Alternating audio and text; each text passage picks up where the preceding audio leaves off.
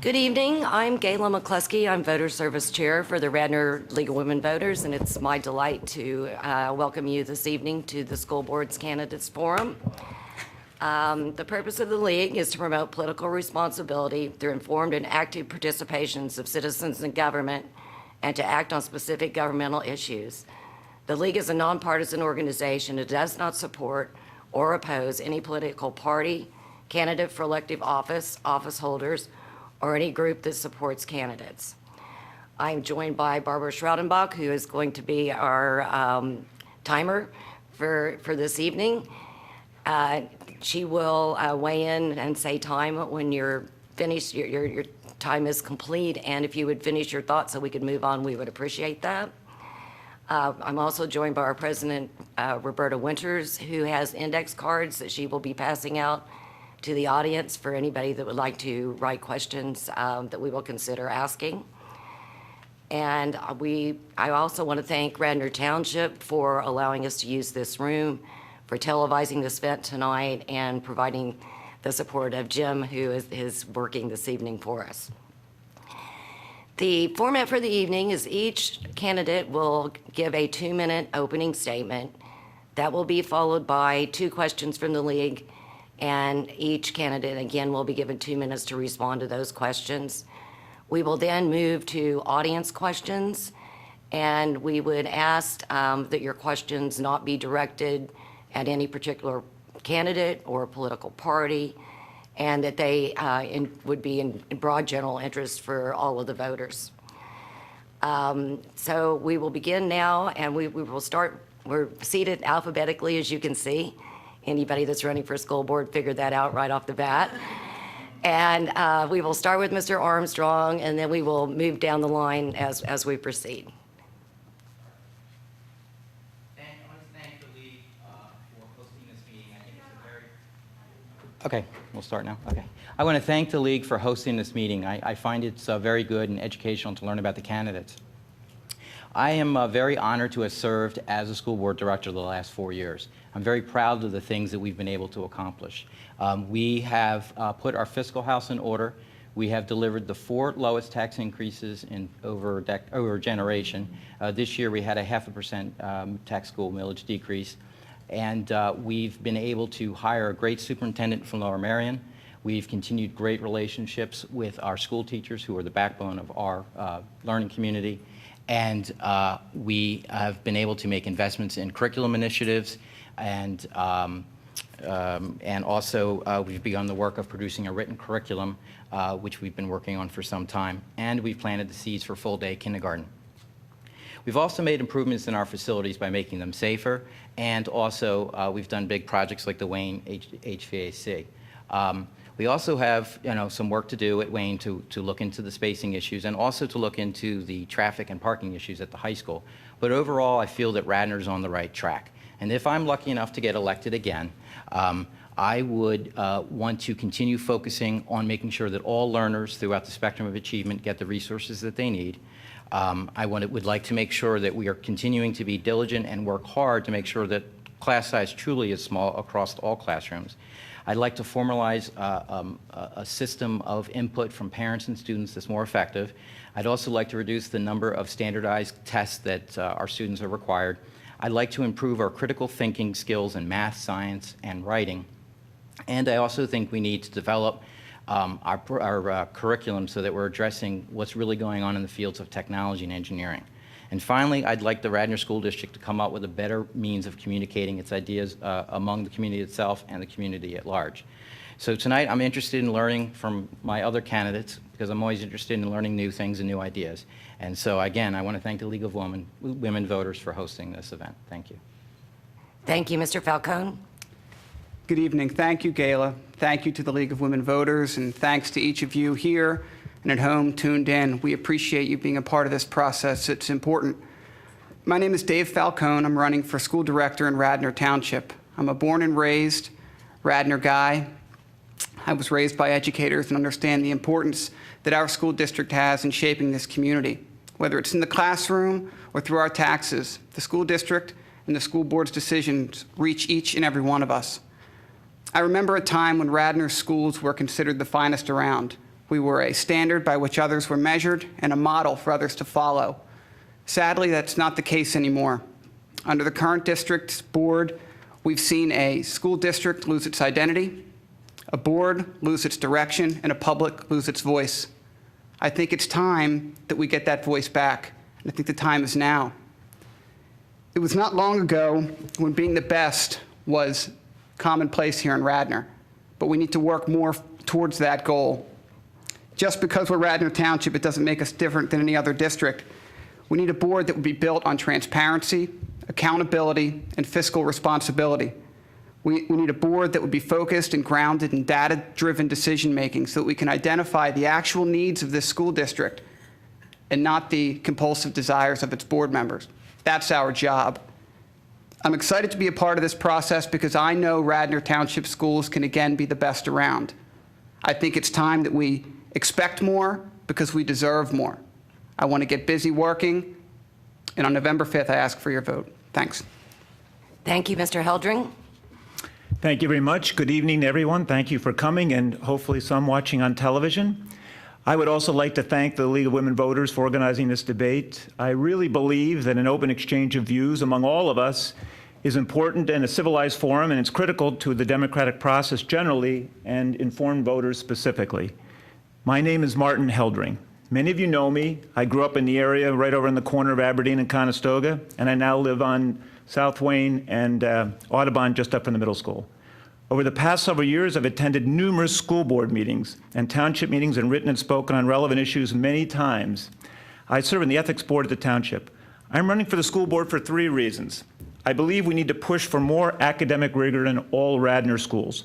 Second, I believe we need to be doing a better job of communicating and seeking input from all of Radnor stakeholders. Third, I believe the board is seriously underpowered from a financial perspective. In all of these areas, I believe we have not done nearly as good a job as we could have done. And during my time this evening, I will speak to each of these issues. I will come back to them, tell you where I think we've been deficient, and tell you where I think we can do better. But as you listen to the discussion tonight, I ask you to keep a couple of things in mind. This is my first campaign. And some, as I've been doing this, have come up and said to me, well, I'm not comfortable with Republicans because of their issue on their stand on social issues, or their stand most recently on the government shutdown.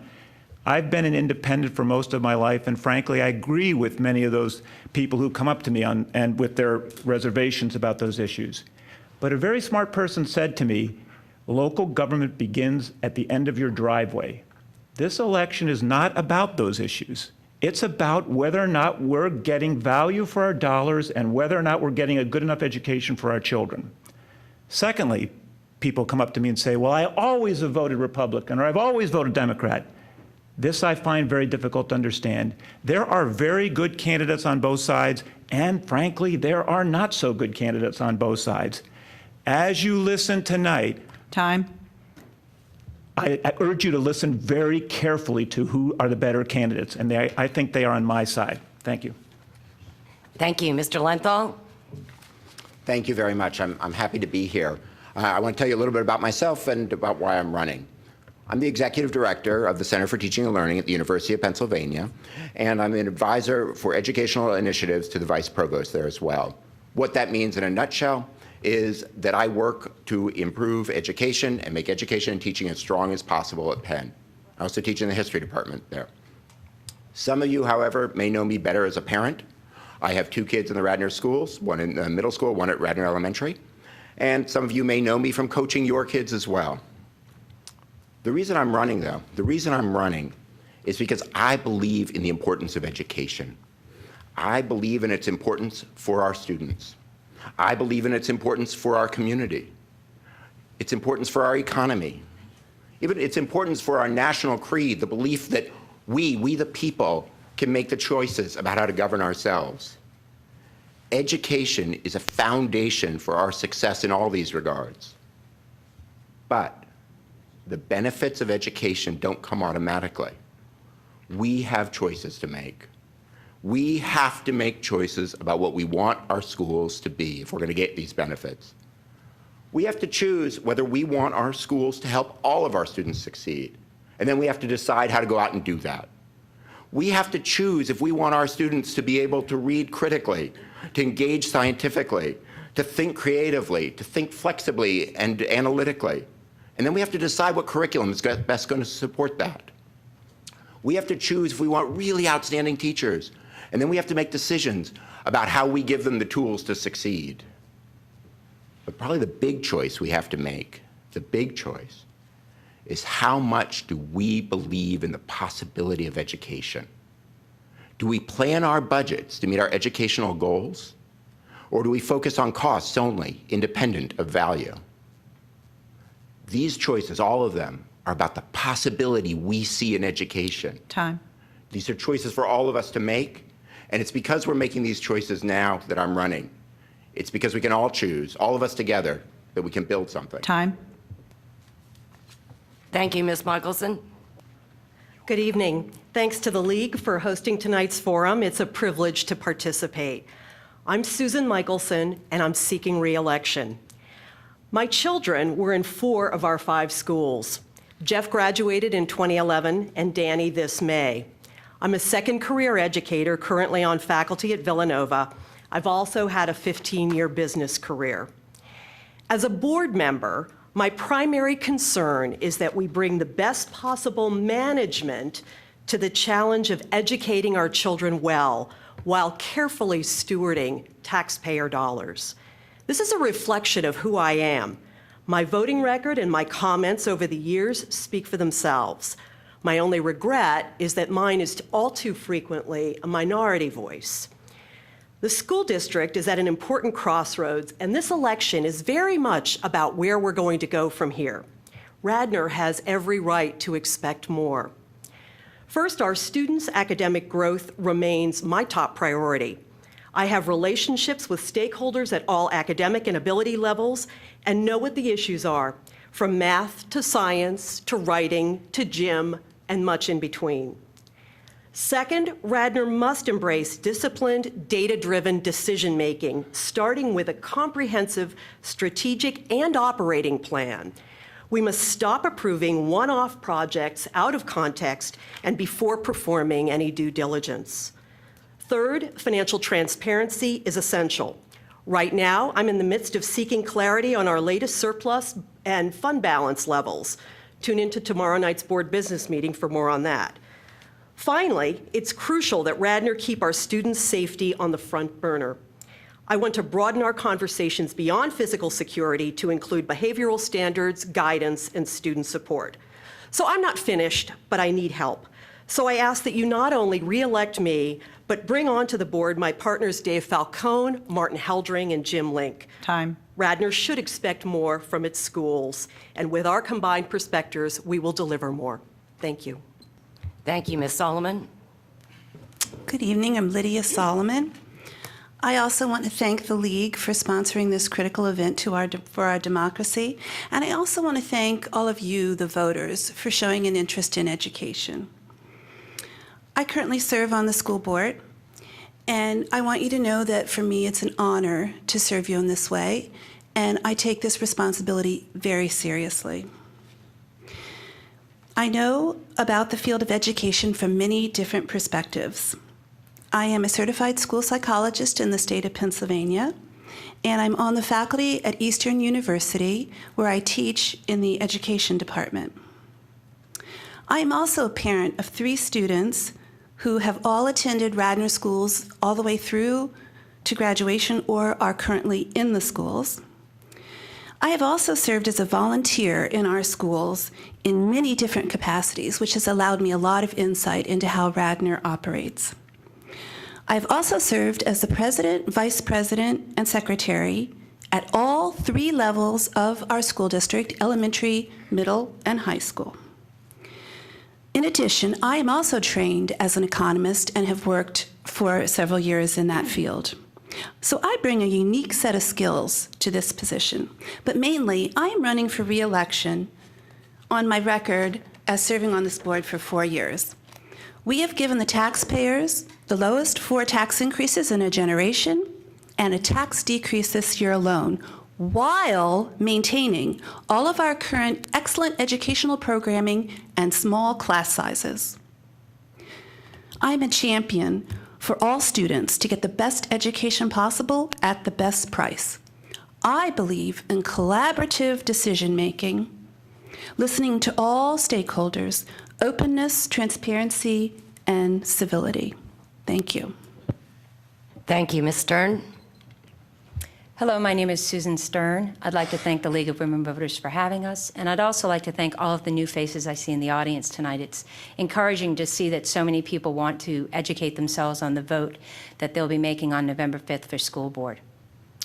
The reason I'm running for school board director tonight this year is simply this. I've lived in Radnor Township for 13 years with my husband and my 3 children.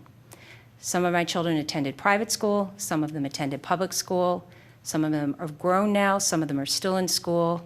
I have a perspective of many, many years of connection and following the Radnor School District. I actually ran for school board 6 years ago because I was very worried about the effects that Act 1 would have on the school district and how we could manage our money and still provide an excellent education here in Radnor. And I was pleasantly surprised as fellow Democrats were elected in 2009 and 2011 that they've actually done a great job managing that. And so I'd like to run tonight and continue that work with them. The money in Radnor Township that is going towards our education really needs to be managed in a way that takes into account we are limited by Act 1 how much we can raise our taxes. We have PSERS obligations, legal obligations for pension, as well as capital needs, and we have a debt service of $7 to $8 million a year. Those factors all together require that we have a school board that is committed to providing a great education, but is also willing to look at the short and long-term financial needs of this district and manage it in a way that is going to allow us to continue to provide an education here that's going to meet the needs of all learners. The biggest thing that I can say about my involvement in the community is that for the last 4 years almost, I've served on the Planning Commission, and I feel that my record there should stand. I come to meetings prepared, ready to do the work. I'm extraordinarily respectful of the public and encourage that input. Thank you. Thank you very much. As Ms. Michelson mentioned, we are missing a candidate this evening, Valentine James Link Jr., who also has written here that he's husband of Kathy Link, had a long-standing business commitment and was unable to attend. But our standard practice is to allow, if a candidate would like that, for me to read their opening statement, which that is what I'm going to do at this time. So I'm speaking on behalf of Jim Link. I would like to thank the League of Women Voters for sponsoring the second School Board Candidate Forum. I'm sorry that I cannot attend this important event. However, as many as you know, I advise state and local governments, including school districts around the country, on financial investment and government issues. Last year, I was selected as a professional advisor to the Government Finance Officers Association's Committee on Retirement and Benefits Administration. In that role, I helped develop best practices for the management and oversight of public pensions and their government employer or sponsors around the country. Today, I'm in Virginia, helping to educate and advise a number of local governments about how to handle issues relating to their public pension and retirement plan systems. The most important thing a governing body can have is the trust of its constituents.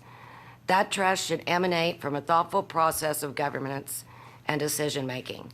Specifically, that governance and decision-making must be fact and data-driven and not personality-driven.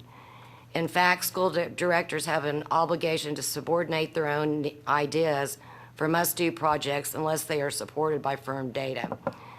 With these basic tenets in mind, I am troubled when I see Democratic board majority pushing an already stressed administration to implement full-day kindergarten before the demographic and facility studies are completed, when the administrator's time could be better spent addressing failing science scores across the grades, or a potentially inadequate elementary school math curriculum. I am troubled by the rush to begin multi-million-dollar construction projects without all the data, when waiting 6 weeks for that data will not materially change the implementation if it makes sense to move forward with the project.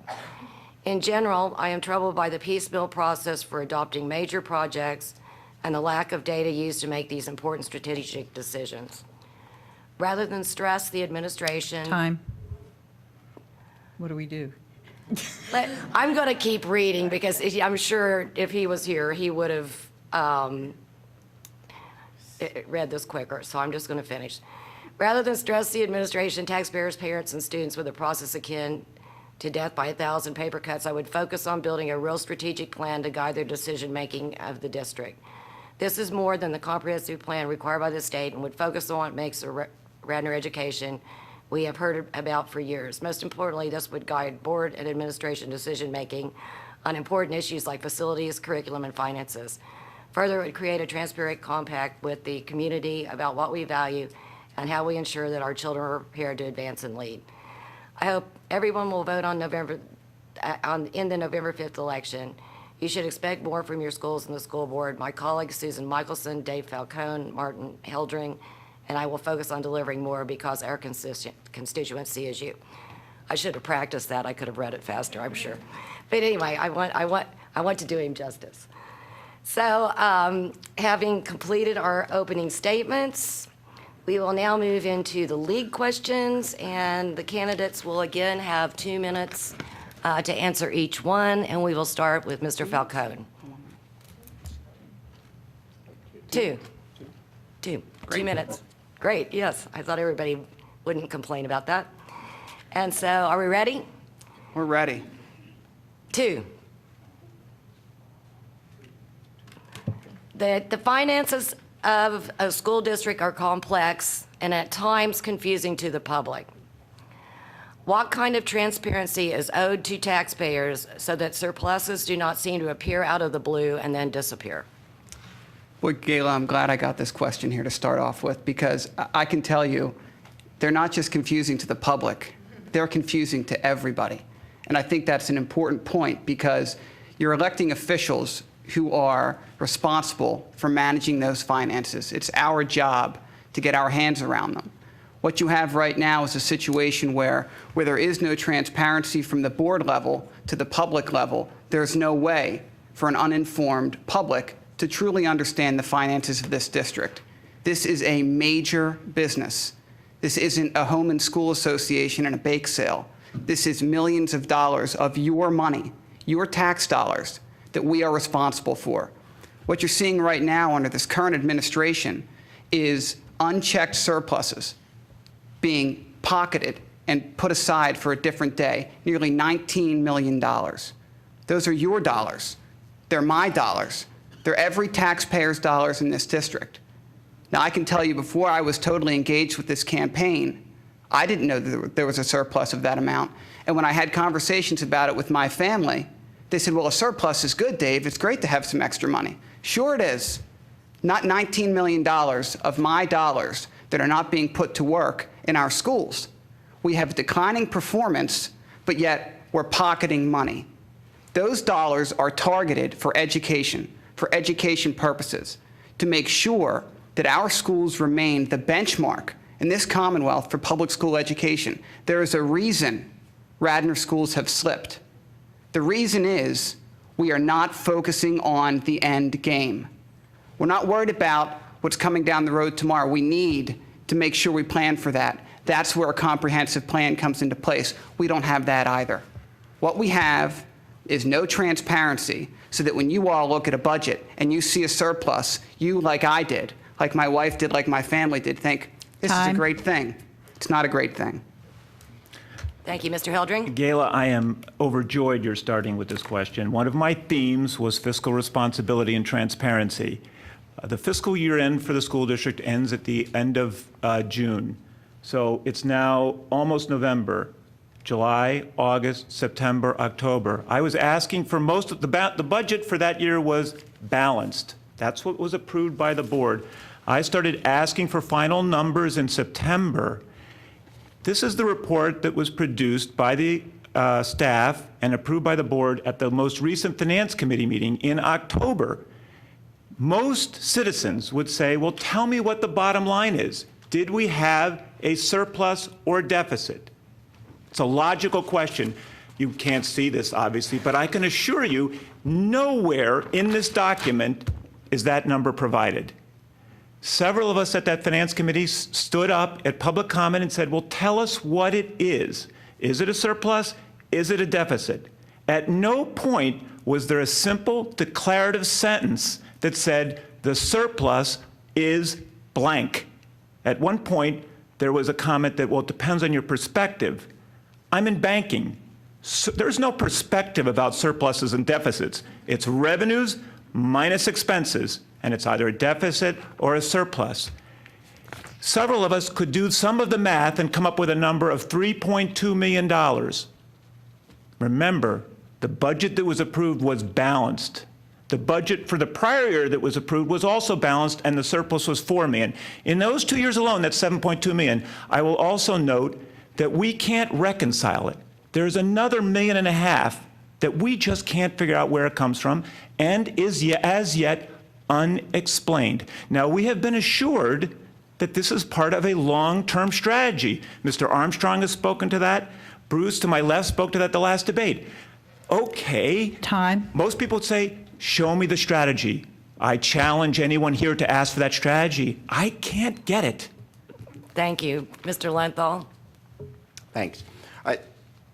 The question is about financial transparency and what about the surplus? And I think it's important that we all recognize that the reason we have an elected school board is because we as a community believe in reaching the public. The elected school board is here to serve as a voice of the public and scrutiny of the public. So this is certainly a goal that we'll have. I think what you're hearing is the importance of how we think about this surplus. And Martin just mentioned the importance of how do we plan for the future, and is this the question? Imagine if you're buying a car. The best way would be is if you could give yourself a raise. You're going to buy a car next year, you could give yourself a raise and you could buy it with that raise, right? But we can't do that because we're constrained by Act 1 and how we handle taxes. So if we want to buy that car, we need to plan for the future. And we need to think about what are our expenses. So we've got expenses of state mandated pensions. We've got building projects. We need to imagine, how do we set aside money to plan for that future? How do we responsibly plan for that future? And building up a surplus so that you can do that is akin to building a savings account so you can buy that car. I want to only add also that the numbers that the budget that was just alluded to, these are numbers that are audited and these are numbers that are inspected. We want to inspire, we want transparency, we want to keep these open, and we need to be able to do this in a way that allows us to build for the future and our future needs and expenses as a district. Thank you. Thank you, Ms. Michelson. Thank you for asking this question. Like my teammates, I am extremely interested in making sure that we are clear and concise when we report finances. We have not been. This has been at the heart of my efforts since I've been on this board. First, what does clear and concise and transparent reporting look like? It's got to be standardized. It has to show up in a format that anyone can clearly understand with a few minutes' time and at a glance. We have not had that. We need to institutionalize that and get it going as soon as possible. Secondly, we need good and timely information and projections. We've talked about, for example, the budget process and the tax increases. Much of that hinges on what the prior year's surplus is expected to be. And that is a number that is held closely to the vest of the administration until myself and Mrs. Booker in particular have made a real effort to try and get it out in a more timely and more accurate way. We got it out this year, although the accuracy was not so good. $1.5 million has turned into at least $3.2 million.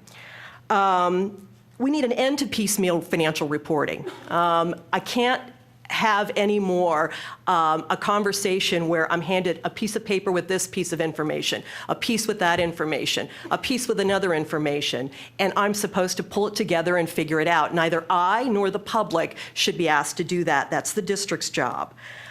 We need an end to spin from the administration, pointing us to numbers that are not particularly communicative, but may be leaving an impression with both the board and the public that certain things are important that are not, and other things that are important aren't reported.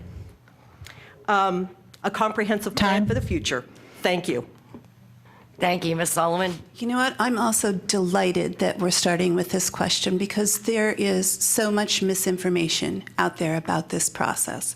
Firstly, there is unprecedented transparency on this board with regard to our budget and our accounting. We have allowed hundreds of hours to self-proclaimed citizens who wanted to come and meet with our budget director and ask questions and look at the budget. And we have also offered, our administration has offered numerous tutorials to the public to come and understand the budget process. So put those facts out there. Next, I want to say our numbers last year, our audited numbers from last year, came in and they had two notes to the audit. And one of them was that we received accolades for having an appropriate fund balance for our school district in uncertain financial times. Largely because of our appropriate fund balance, we were able, firstly, our bond rating was increased, which allowed us to refinance a large portion of our debt and save $1 million last year alone. But that savings will continue into the future because it's long-term debt. So again, we're receiving accolades from the financial community for having a prudent fund balance. So I think those are facts that are just, lost in the, I hear anger about it, but I think those need to be understood and stated. Next, it is completely in keeping with school districts of our caliber to have fund balances. For example, June 2012, TE's fund balance was $34,900,000. Lower Merion's fund balance, $56,200,000. Time. Radnor, $18 million only. I would call that a prudent fund balance and planning for the future.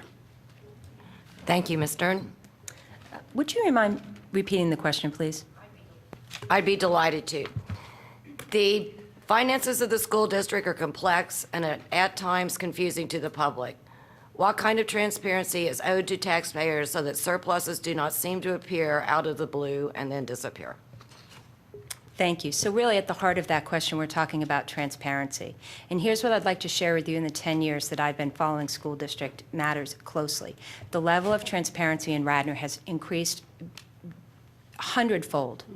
Several of the Republican candidates mentioned committee meetings that they attended and that they asked many questions. I can tell you that for years, committee meetings were almost kept in the dark. They certainly weren't televised. Members of the public were not allowed to ask questions. Members of the public were not allowed to ask questions at a school board meeting. The level of transparency and the ability to come in as a member of the public, which I am a member of the public. I'm not on the board, and I ask those questions. I've asked those questions for many years. And for many years under Republican leadership, we got no answer and a blank wall in our face. So with regard to transparency, I absolutely support that the public has a right to know how its money is being spent, because it is your money, it is my money. And then with regard to the way the finances are presented, I manage a church, I manage a nonprofit. I have the trust of people to manage dollars that are not mine. And it's my responsibility on a quarterly basis to report those numbers to a committee.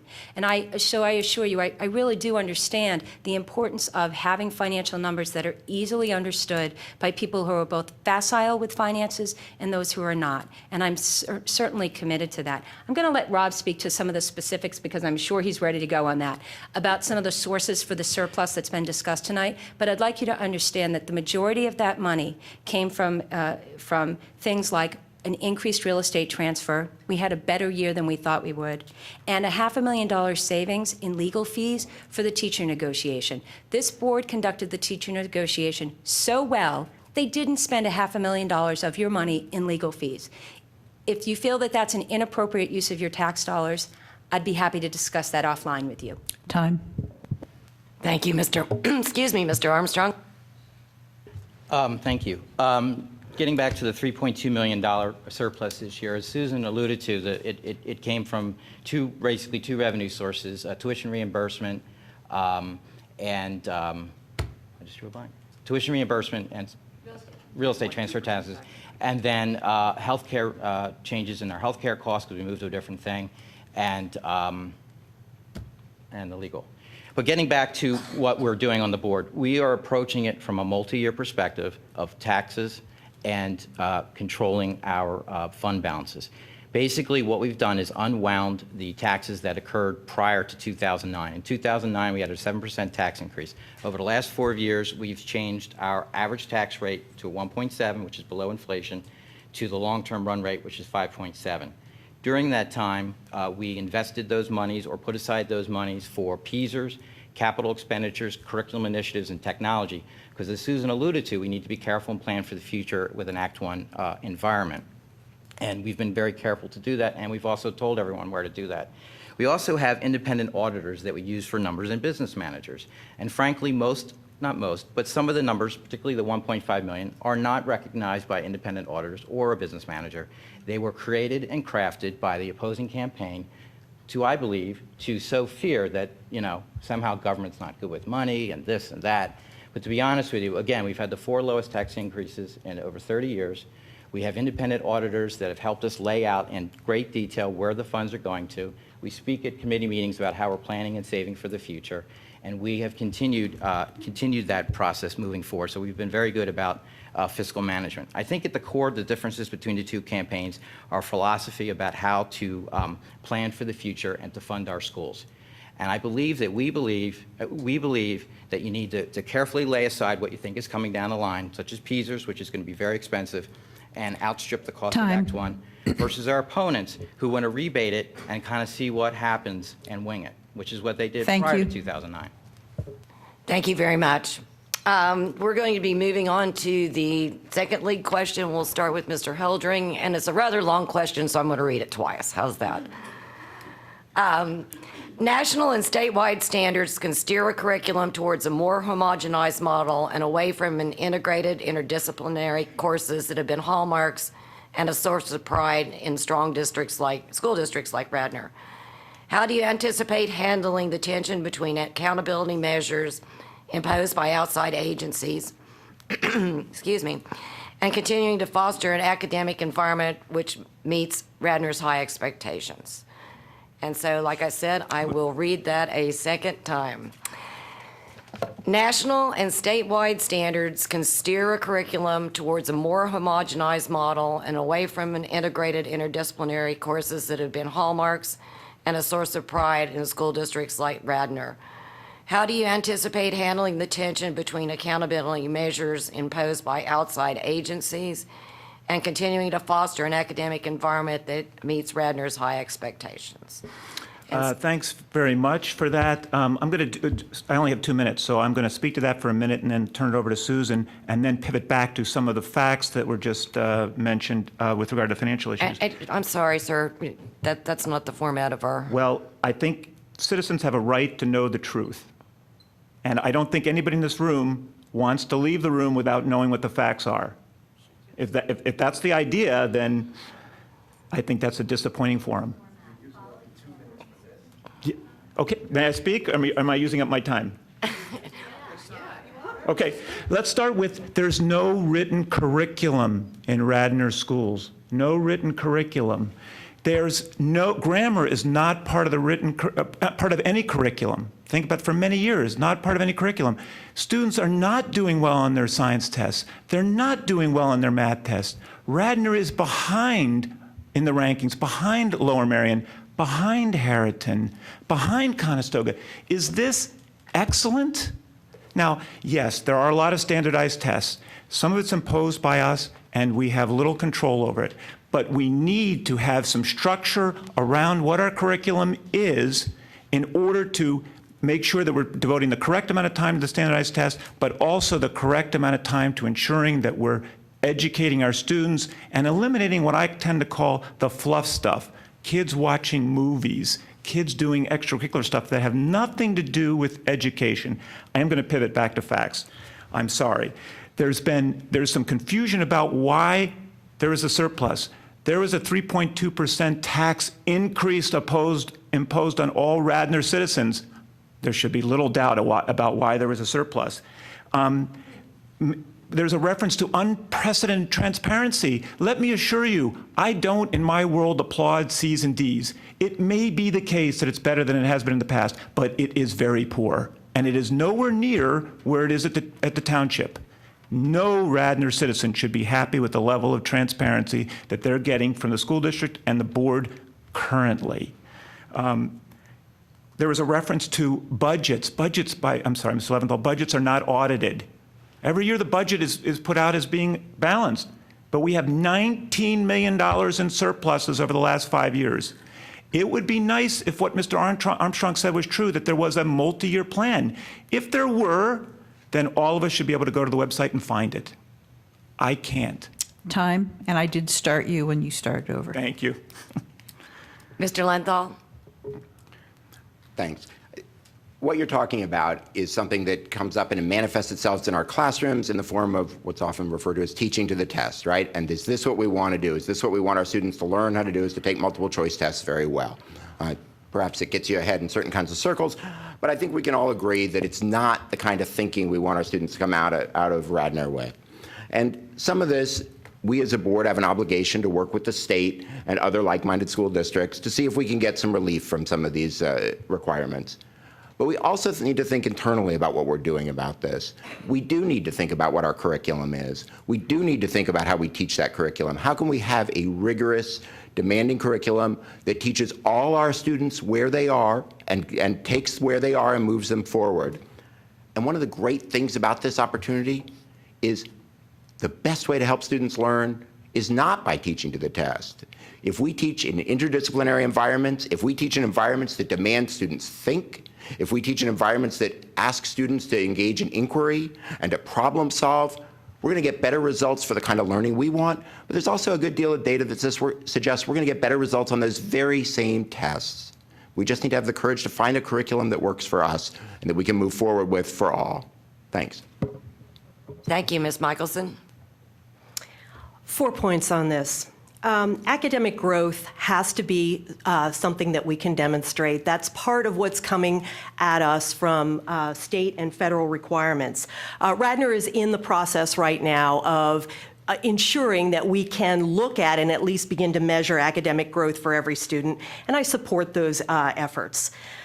But in order to have the kind of Radnor education that we are accustomed to, that we want, and that we hope for the future, we can't just look at what the state is going to require in the Pennsylvania Common Core and teach to the test.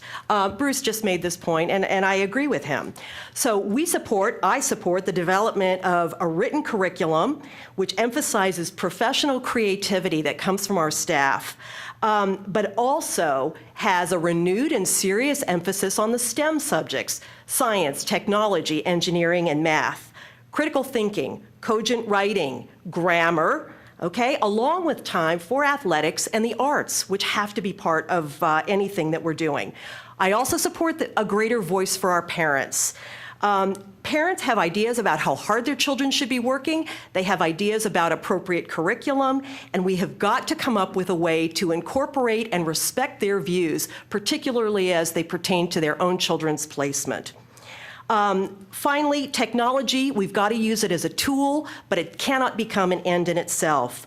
I support selective use of classroom instructional technology where it can enhance learning and help with the test, but also help with the creativity that is very much part of Radnor.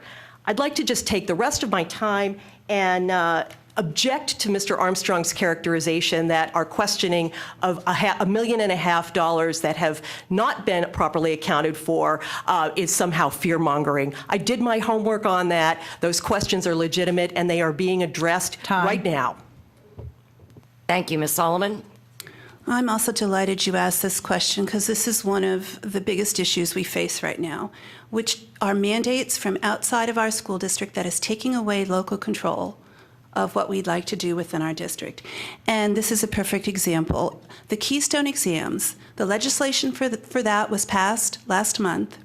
It requires all students from this current 9th grade and younger to pass 3 subject area tests before they will be allowed to graduate. That's not Radnor saying that. That's the state imposing it. They have to pass a test in math and in biology and in language arts. We have taken a stand against that. It's not our decision, but Radnor has started a government relations committee where we're trying to establish communication links, we have done, with our local legislators and try to let them know what these types of initiatives look like on the ground in a good school district like Radnor. Back to the issue of the integrated courses, I think that those are one of the most fabulous programs in Radnor. I think that we can continue to offer them. I don't think that it's going to be a huge hurdle to get all of our students ready to pass these graduation requirements, but that remains to be seen because it's something that's going to come at us in the future. Our students so far have performed very well on them. I'll just pull out a few statistics. Our 8th grade algebra had a 100% pass rate of the Keystone Algebra exam.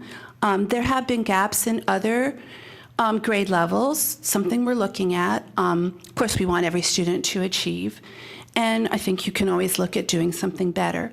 But I think we should be able to continue to do the things we do great in Radnor while meeting these imposed standards from outside. Thank you, Ms. Stern. Thank you. So I think that what we're talking about here is a balance. How do we meet the mandates that are being handed down by the federal government and by the state government and still make sure that Radnor provides the kind of education that is not simply a child who can teach, can do really well on a standardized test? And that means that we have to continually move forward and work towards providing a well-rounded education. And, I look at Bruce and I look at Lydia, and I know I am so out of my league with regard to educational experts. If you want people who are going to do this for you, you should elect Bruce Lenthal and Lydia Solomon to the school board. Hands down. I'd like to be there with them because what I want to support is their work there. I want to support Dr. Kelly, an eminently qualified new superintendent who we've hired after a long process, and say to him, Dr. Kelly, we want your vision of how you're going to have Radnor be the kind of schools that the kids are far better than the tests. I agree with Bruce. At the heart of it, I do agree with Bruce. If we give kids the skills that they need, they're going to do well on those standardized tests. They're going to do fine. We also have to make sure that we provide them with the rest of their well-rounded education, music and art and sports. And we have to make sure that we have a school board that's willing to fund appropriately for these things so that we don't become simply a school district that teaches for the teaches to the test because that's all we can afford to do here in Radnor.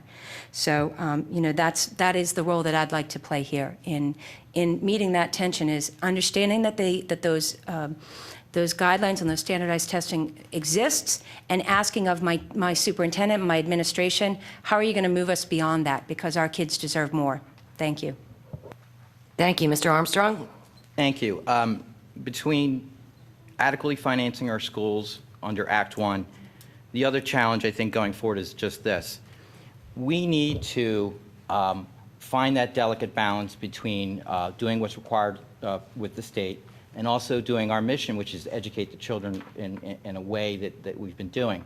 And I think part of that is getting together with other high-performing school districts like Lower Merion TE and going to the state and trying to say, if we've reached this level of excellence, then we don't have to do these things, and we can then begin to invest in our teachers and in our students to have that rich STEM cell, to have that rich language program, to have that technology program. And I think we have to be advocates for that, and that's about education and teaching, talking to our legislators about that. Another component, since a lot of that's been touched on, another component I'd like to touch on is building this culture of educational excellence. And here I'm hearing a difference between two visions of the school district, a tale of two cities, as it were. We have one school district that somehow is appalling and is not financed well, and the kids aren't doing well, and it's just terrible. But it's not Chester Upland we're talking about, it's Radnor they're talking about. And we clearly know time and time again that we have got great national merit scholars, our kids are going to the great schools. Ithan Elementary just got 100% on like a state proficiency thing where every kid reach the top. I'm not saying things are perfect, but certainly we are moving forward in a positive way. And with people like Dr. McGuire, we're improving our curriculum. We actually do have a written curriculum that we're working on, and it's something that's continuing to develop. Is it finished? No. But it's something that Lydia and I ran on, and it's working. So I think it's also important when you select a school board to also pick people that are building people up, not tearing them down. And you have to look and see what kind of people would want to work for you. Do you want to work for a school board that says you guys aren't good, you're not good at this, you're not good at this, work, work, work, we're going to cut your costs? Or are you going to look for a school board that tries to find ways to build people up and to finance them in a way that's respectful to the taxpayer? And I believe that this board has found that right mix. Thank you. Excuse me, not allowed, sorry. Mr. Falcone? Thank you, Gayla. So I think what you've heard here really is 7 responses that say there's work to do and we've got to get there. But what Mr. Armstrong just said is really highlighting what I mentioned in my opening. Radnor Township used to be the best. We have become complacent with mediocrity. We're doing great. We're doing okay. Well, okay is good enough. Okay is not good enough. And this is where my perspective is maybe a little different than these folks on the board. My kids start in that school next year, my first child. 2 years after that, my next child. My third child will be here any minute, and they'll start a few years after that. So I'm focused. I want the best schools for my kids. I want the best curriculum. I want to enable teachers to do their job. My mom was a teacher. My wife is a teacher. My sister is a teacher. I feel like it's my cousin Vinny. My father was a mechanic. My uncle was a mechanic. But it matters. These people have raised me to understand the importance of education, and you can't get the right education without empowering your teachers. And you empower your teachers by supporting them with the best decision-making you can give them. You give them a balanced budget, you give them the money they need, you give them the resources they need to reach every child in every classroom where they are. That's not testing them until their heads spin. It's giving them the right education so that when they reach the end of the year and they are tested by the Commonwealth because they're mandated to do so, they're prepared. They're prepared because they love school, they love learning, and they want to be there. That's our job. We are board members to support an educational system. We are not board members to tell teachers how to teach. Thank you. And please, let's hold our applause till the end for all the candidates. Thank you. They're all saying great things. So if we're going to move on to, we've got some good questions from the audience, great questions actually, and we will start with the first one, and Mr. Lenthal, you will be the first to answer. Yes, continue to be 2 minutes. What will you do to lessen the amount of standardized testing and the stress, sorry, I should have read that out loud beforehand. What would you do to lessen the amount of standardized testing and the stress it causes Radnor students? Well, I've already spoken to the question about the importance of us trying to lessen the standardized tests, but obviously there are going to be limitations. There are a lot of outside forces, so I think it's important that we think about the second piece of that question, which is how do we deal with the stress? Some of the answer, of course, is point on about what you're doing with the stress and the way we have our social workers in the school and the 2 new social workers that we've brought on board lately, and the way we work with the students, and we have teachers that are paying close attention and flagging students who are exhibiting signs of stress, and we need to be really alert to that. Some of the other parts of the answer, though, I do think has to do with how we're teaching the students and what we prioritize in our classrooms and what we ask students to do. The fact is, students understand that these tests are big. They understand that they're real, but they can also understand that that only has to be part of what their education is about. If your rewards for taking a biology class, which is going to be one of the keystones, if your rewards for taking a biology class are that you're engaged in scientific thinking, that you're practicing building hypotheses and testing those hypotheses and imagining why your hypotheses aren't proven. Okay, you've got a biology test at the end, but the meaning of the course is not the keystone now. The meaning of the course is your engagement with this scientific thinking, right? This is a really different way to encourage folks. David Falcone just mentioned the idea that students love school and they love learning. Those don't always go hand in hand together, right? We know lots of students who love learning who don't love school. And we need to think about then this very issue of how do we make school the kind of place where those kids who do love learning, of kids of all stripes, where they come to school because that's the kind of place where they do this learning. This doesn't get rid of the standardized tests, but it makes school about something more than just those standardized tests. Thank you, Ms. Michelson. Yeah, this is really, it's a tough one. A couple of things. First of all, board is currently in the process and in dialogue with Harrisburg right now over what the future of the Keystone exams ought to be and whether or not Radnor ought to be participating at the same level as others because of our overall performance and demonstration that our students are doing what they need to be doing. So that's already underway. So we are, in fact, already in the process of pushing back, and I think that's important. Secondly, I think that we have to do a better job of really cataloging what it is we are testing our students on, grade by grade, and ensuring that the tests that we are using are giving us the information that we need to know, and they're not just providing data for data's sake, but they are providing data that we are able to use for instructional improvement purposes so that each one of our kids can be brought along appropriately as a learner and be able to demonstrate that they are growing academically. I don't think we have, again, this is one of these areas where a comprehensive way of providing and releasing data to the public, posting it on our website so we can clearly see what the tests are, when they're scheduled, and begin to eliminate overlap. I think some of this work is in its early infancy already, but it really needs to be moved along. And then finally, I think it's very important that we broaden our discussion about what safety looks like for our students, and that includes emotional safety.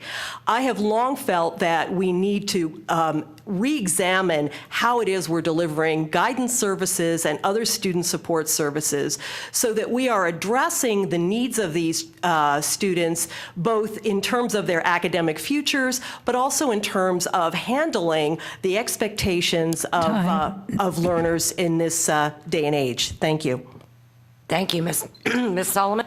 Yeah, these are excellent questions. So with regard to lessening stress on students. Actually, no, let me take it backwards. Let's start with the standardized testing, what we're doing about that. So I alluded to this or spoke about it. We have a government relations committee on the school board to which I am a member. And one of the things that we did at the end of August was submit testimony that we prepared to the Education Committee of the Senate, stating basically part of our testimony was that the Keystone tests that they're imposing as graduation requirements in a district like Radnor are largely redundant because we have more rigorous testing that our students take. They take subject area tests for the PSAT, they take AP tests, they take SATs, PSATs. We already have data that better informs us about instruction than these Keystones will. So we are trying to work. It's not our decision. The state is mandating these things, but we're trying to work through our local representatives to inform them what this looks like on the ground. All right, the second piece, though, lessening student stress. This is something I am keenly interested in and want to make sure we do well. So our homeroom setup in both the middle school and high school is set up so that each student touches base in a small group setting with the same teacher every day. So that allows that teacher to say, how you doing today? How are things going? Every single student is served that way. So the teachers know what's going on. Secondly, we have programs at both the middle school and high school that are run on a team basis, social workers, school psychologists, guidance counselors, teachers, that are set up specifically to identify and then to serve and help students that might be experiencing difficulty. So we have mechanisms in place, and I need to just mention one more thing, that we have hired 2 more social workers for the high school in the last year. Thank you, Ms. Stern. Well, if there's ever a sign that standardized testing is not a good idea, you're hearing from Republicans and Democrats that we all agree on that. So there you go. You know, as a school board, it would be unrealistic for me to say that we can stop standardized testing that's federally and state mandated. What we can do is, as Lydia alluded, is go as a group of school districts, and let the legislators know the impact that we feel this is having on our kids and the reasons that we feel it's not appropriate. But the fact is, until we are able to not have as many standardized tests handed down to us, we have to figure out as a district how we're going to help the kids and the district manage and thrive in spite of it. And that's where, you know, earlier I spoke about asking Dr. Kelly and the administration to really be our guiding force there. The one thing I'd like to say about that is there was kind of implicitly built into the question that the source of stress is standardized testing. And while I do not dispute at all that there is increasing stress on kids, I think that's pretty evident, particularly in this community. And, you know, I would first want to take a step back and let's find out what all the sources of stress are on our kids, understand what they are, and make sure that we're addressing all of them and not attributing them solely to standardized testing. You know, I'm one of the things I'm glad to hear that they support the social work, because 3 years ago in the budget, we slashed the only social worker that Radnor School District had. Although many parents came and spoke out of how concerned we were, the impact that losing the only social worker in the district would be on the kids. So I'm glad that in the last 2 years, you know, as we had more different school board members come on board, we've hired back, and we now have 2 social workers, and we have MS Hope at the middle school and HS Hope at the high school, and we are working at ways of trying to address, both understand the sources of stress and address the sources, you know, Time. when we see them. Thank you, Mr. Armstrong. Thank you. I think a lot of great points were made. I agree that we do need to limit the number of internal tests that we give. That's something that we really should do sooner rather than later. I think we get an overload of information, and to be quite frank, a lot of that information hasn't come out in meaningful reports to help us change how we're programming stuff. And I think we need to focus on that as a short-term goal. I do agree and advocate for trying to get some sort of state waiver from certain elements of the Keystone exams. And also, I agree with Bruce that we need to think about the classroom setting and how we're delivering our curriculum in a way that's engaging and enriching to the kids, and as a secondary thing, be able to pass the standardized test. Because again, we have a rich student population in terms of their skills, and we should try to avoid teaching to the test, like this is what we have to do to get past this. So I agree with that. And I just to kind of finish it off, I think fundamentally we're going through this point in education where we're trying to teach kids education, like we're doing widgets and weighing it and measuring it and stuff.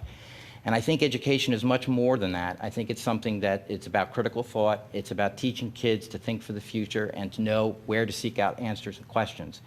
And we have to also envelop that in our culture through our teachers and into our students, because ultimately, when you're out of school, you've got to problem solve on your own, and part of a rich life is educating yourself and learning about things.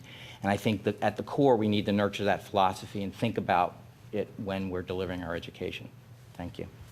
Thank you, Mr. Falcone. But I don't think I disagree with what anybody has said here, and I think that's important. I think, like Susan said, we are in agreement that the standardized testing are not the answer. However, I have to say, because again, I feel like it's built into me, I don't think if the sole source of stress for our students is standardized testing, then they're going to have to learn how to deal with stress a little better. The world is not going to respond when it's time to perform by saying it's okay if you can't do it. Now, I think the most important things are that we prepare our students to handle that stress, because the stress they feel in school, they're going to feel in the everyday world when they have jobs and they have families. And as a board member, I can tell you, I'm working on managing my stress level with 2 kids and a job. A teenager in high school is going to have stress. We need to be able to meet them where they are. Now, the most important thing I heard tonight is if the stress is outside of that test, if it's in-school an in-school stress, if it's bullying or if it's cyberbullying, well, then we've got to address that. The district put in February a district-wide anti-bullying policy. That's important. Safety in the classroom is important. We did videos, the Republican candidates, and mine was on safety. It's a very important topic to me. I think that we need to be able to provide a classroom that is a safe environment where each student can share an idea without thinking, oh my goodness, is somebody not going to like me because maybe I like engineering, because maybe I want to be on the robotics club, or maybe I want to do Model UN. That is a stress that's unacceptable. And that is our job as a board, to make sure our district and our teachers are adequately armed to respond to in-school threats to safety and to a protected environment.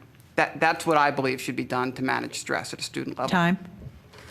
Mr. Heldring? Thank you. I have a senior in high school who's going through the application process and trying to decide if he wants to go early decision somewhere, early action, or bag the whole thing. And I'm not sure whether his stress level is higher or mine is higher as we go through this. Interesting when you finish last on a question like this. I think we're all in agreement. Standardized testing is not something we want, but it is reality, and it's not something we can control. But what can we do to deal with it? Learning is much more than that and should be much more than that. So what we can do is focus our time and energy on the time that is separate from that devoted to standardized learning. Now, you've heard many of us talk about a plan, a strategy, and the reason that's important is it focuses the board on what its mission is and what are the tactics to get to the final goal. As an example of this, we have an open math curriculum that's being questioned by many people. Other districts have moved away from it. Maybe that's a good decision, maybe it's a bad. Radnor's not going to look at that until 2016, 2017. Why? Possibly because this board approved time and energy on the part of staff to look at full-day kindergarten. Now, I will be the first to say, I don't know if full-day kindergarten is good or bad, but I did listen to staff say this will crowd out other initiatives. And the board approved it anyway, not to mention approving without knowing how much it would cost or how many students were interested, but put that aside for the moment. They ignored staff telling them this will crowd out. How about putting that back and saying, prioritizing, should we be looking first at the math curriculum? Should we be finishing up on the written curriculum first so that we don't run the risk that a high school student, by the time he gets to his senior year, might be reading the same book for the third time?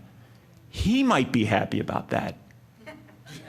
I don't know any parents that are happy about that, but maybe he can use the same book report. Time. That's not educating our students. Thank you. Mr. Heldring actually gave me this huge lead-in to the next audience question here. So since you've already answered it, you can skip your time if you'd like on this go around. Then we'll start with Ms. Michelson. Do you support the current school board's effort to implement full-day kindergarten? Why or why not? I got to go first. Wow. The effort, I don't know what the right answer about full-day kindergarten is because we haven't done our homework. So if the question is, do I support the votes that were taken to proceed without data? No, I do not, and I voted against them. My vote was overridden. My voice was overridden on this. I believe that we have got to start making decisions with respect to and with regard to what the data says. We've got to get homework done first and then decide whether we want to take on a new initiative. We have been doing it the other way around, and I cannot ever support that. It is not good management. It's not good leadership. It's not good policy. It's not good government. And so as far as kindergarten goes, I would like to wait for the demographic study to come out in its entirety. I want to know what the costs are going to be, and I really want to understand what problem we're trying to solve with it. None of those questions has been adequately answered. Many of them haven't even been asked in a way to get a good answer, and therefore the board's decision thus far has been to put the cart before the horse, and I think that is just bad process. To to come back to this board with a new board, I'd like to see a complete changeover in the way we do decision-making. We've got to get a comprehensive strategic and operating plan in place so that we can prioritize these kinds of initiatives, one against the other, and do what makes sense for the school district. I think right now, arguably, you can look at what's going on K-12 and find that there are a lot of issues that need addressing in the middle and high school years, and those deserve priority. And we can't know if full-day Stop. kindergarten is Time. better or worse. Thank you. Thank you, Ms. Solomon. Okay.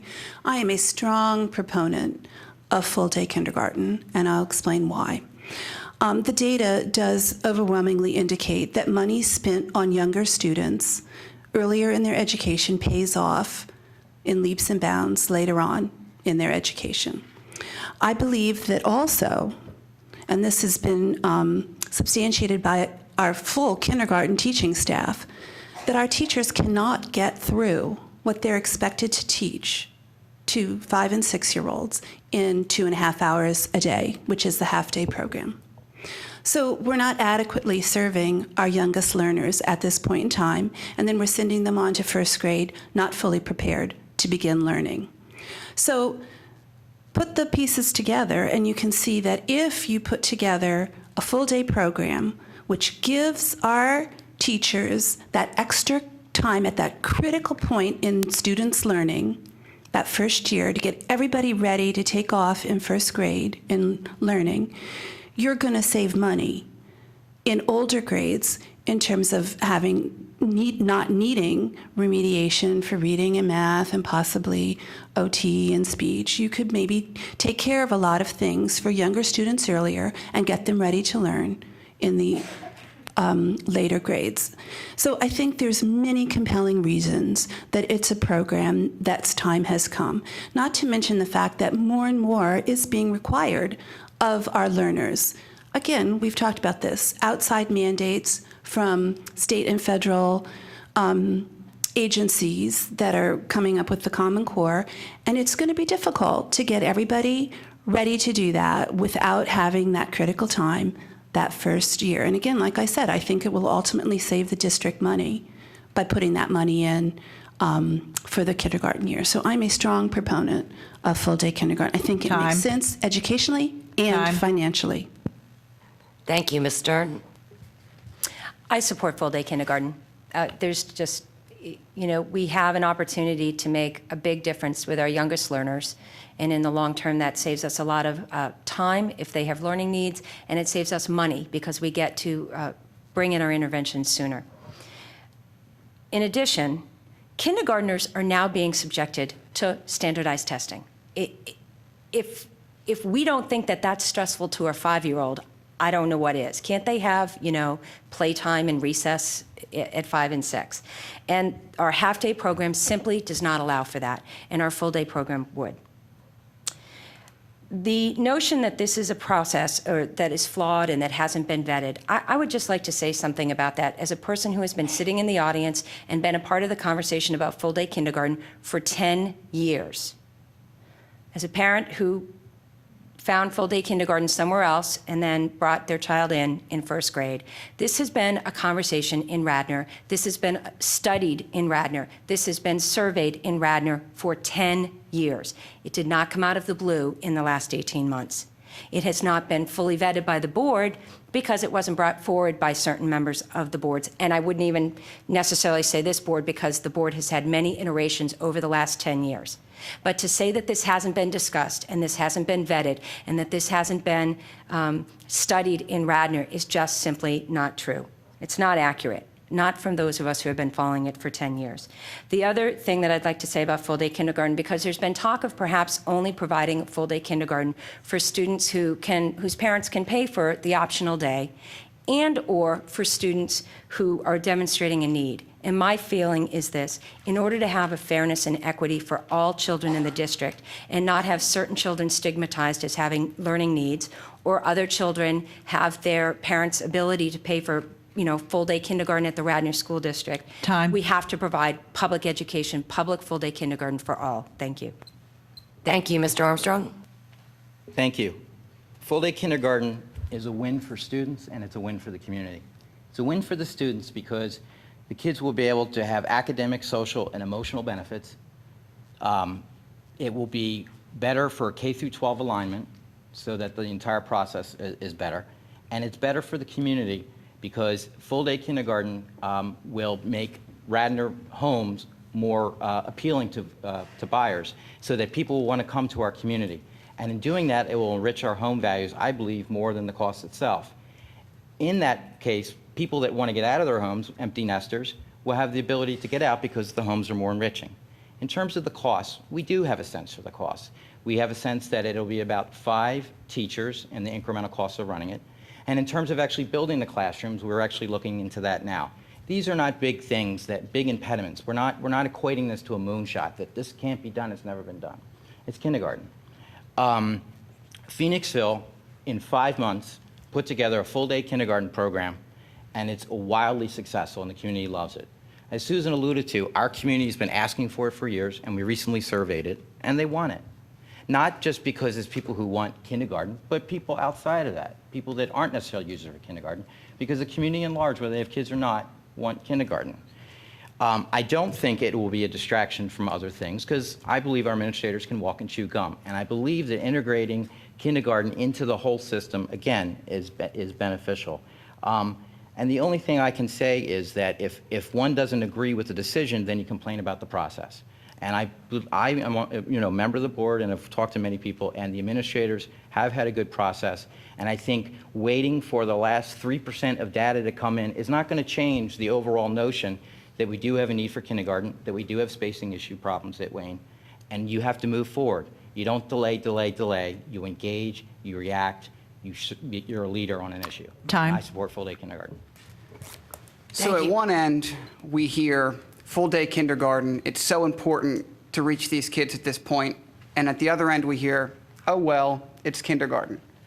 I don't really think those ideas match. Let me tell you, kindergarten is important, but it's not important at a full-day kindergarten level, in my opinion. That's what I would believe if I had the choice to put my child in a full-day kindergarten class. I wouldn't. But as a school board director, I would evaluate the data I was given and make a decision based on what is best for this township. But let me tell you a little bit about what I think full-day kindergarten does for 5- and 6-year-olds, because I've got one.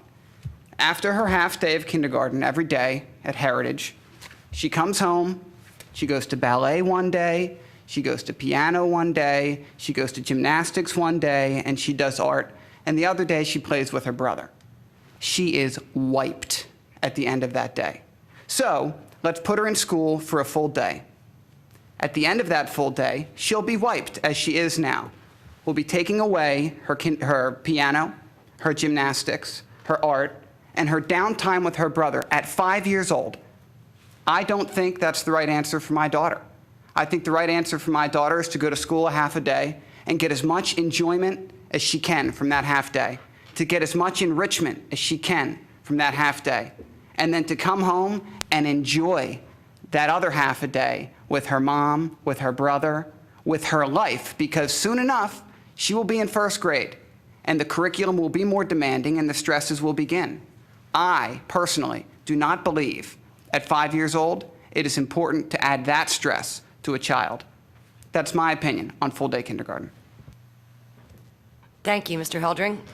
I've already spoken to this a little bit, but I think this is a great question and represents the stark difference between the two groups of candidates. It's about governance and being respectful of the taxpayers' dollars. Let me just walk you through how this process took place, because I was at the meetings. There is a vote for something called a hybrid full-day kindergarten. Nobody could explain what that was. The vote took place at about 10 or 11 o'clock at night. It was not on the agenda for anybody to know or come if they chose to. It was not televised. I asked how many students are interested. Nobody knew. I asked if they'd reached out to other school districts to find out if they were doing it, which, by the way, they're not, at least in our immediate area. They had not. I asked to articulate the benefits. I was told it would save money. I asked then and I ask now, in order for it to save money, don't you need to know how much it costs? Isn't that part of the equation? They didn't know how much it costs. Staff indicated there would be crowding out. I do believe with Mr. Armstrong that they probably can walk and chew gum at the same time, but I respect their opinion. If they're telling me it's going to crowd out, I would ask them, crowd out what? If it's crowding out their coffee breaks, I'm okay. If it's crowding out a review of open math curriculum or a written curriculum, I'm not okay. Then we need to look at it. And in fact, at no point was a member of staff sitting in front of the board saying, we think this is a good idea. It did not happen. Now, I could go on. I've got a list here of these things. The fact is, there was no articulation of why we want to do this. And maybe full-day kindergarten is a good thing. Maybe it's not. I stand here and say, I will always tell you, if I don't know, I will say I don't know. And I'm telling you now, I don't know if it's a good idea because the facts have not been presented to me, to the board, or to you so that you yourselves could determine if it's a good idea. And that's unacceptable. Thank you. Thank you, Mr. Lenthal. I want us to begin this conversation, again, by thinking about what we're trying to accomplish as a district, thinking about what our purpose is. We're here to help find ways for our students to grow. It's really straightforward that way, right? And that's what we're about. Full-day kindergarten is a way to contribute to that. It helps our students grow academically so that they can hit first grade ready to go and beyond. The fact is we know it's much harder to try to catch up than it is to get ahead in the beginning. This curriculum that we have right now requires a lot of time, more time than you can get through in a half day. Let's give our students this academic advantage. But I also want to point out that this is a way to help our students grow socially and emotionally as well. It's not simply an academic measure. I've heard teachers talk about how in our half-day curriculum for kindergarten, they don't have time to give their kids recess. It's really hard for me to imagine 5-year-olds not benefiting from recess, not benefiting from that whole package.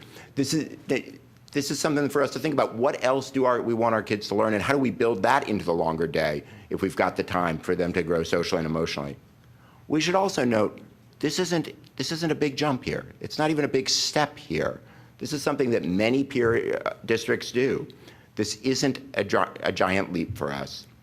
And if this is something we value, speaking to the process, if this is something we value, we need to be able to figure out how to do this. We need to say, yes, there are challenges. Yes, there are many priorities that are important.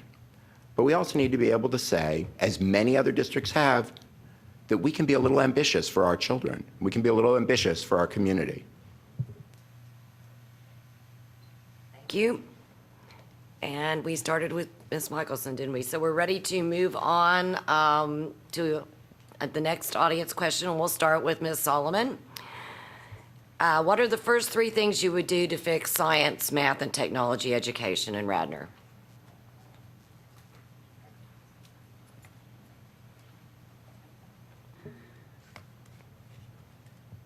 Science, math, and technology in Radnor is actually very robust.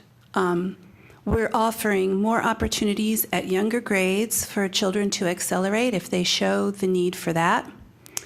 In the high school, we're offering more opportunities for students to pursue those areas of interest if that's what they so choose. So for example, if you're a freshman or a sophomore, you have the option of taking the regular biology, chemistry, physics stream, but you, as a sophomore, can also take, so say you're in honors chemistry, you can also take an AP biology at the same time, and lots of students this year did that as sophomores. So that's not even incorporating the whole STEM program that we have. We have STEM classes in 8th grade that you can choose as an integrated program. And then in the high school, we have Project Lead the Way, which is basically engineering courses that, again, you can choose if that's an area of interest to you. So at the high school level, honestly, I challenge you to find another high school that offers such a robust curriculum in this area, math, science, and STEM.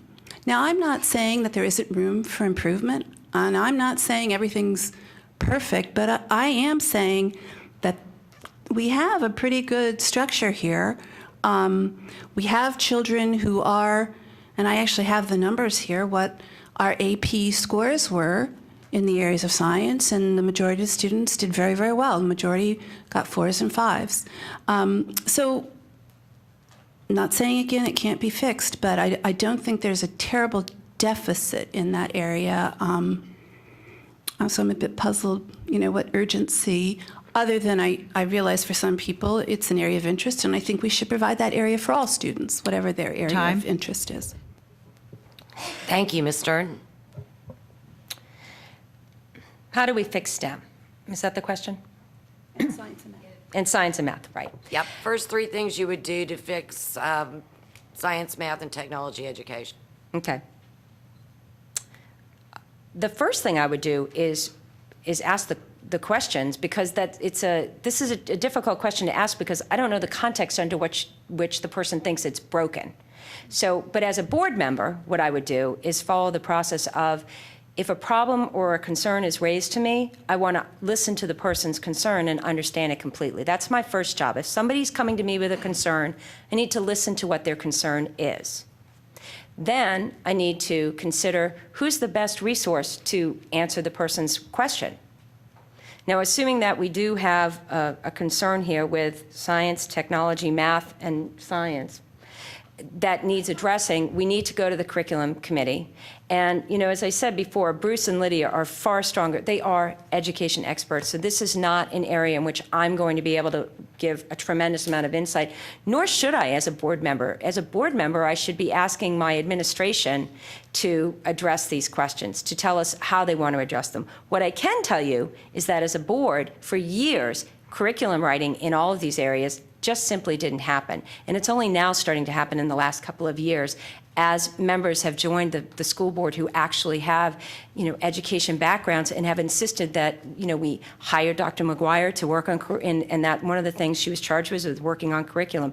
And we now have a very robust calendar in place to address that. And I know that for years, we simply didn't address any technology needs in the district. And that is also being handled now. And we're still playing catch up about technology, but you can't ignore these things for years and then all of a sudden just say, it's fine.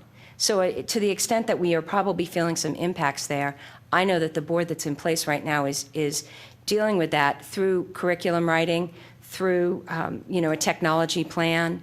And, again, I'd want to fully understand this question before I could begin to answer what I would do. Thank you, Mr. Armstrong. Thank you. I do think we have a solid science, math, and technology program. I think it's good, and I think the way to check that is you look at where the kids are going and getting admitted to schools. And they're very much, if not better, than a lot of the private schools in the area. That's something I looked at as a parent.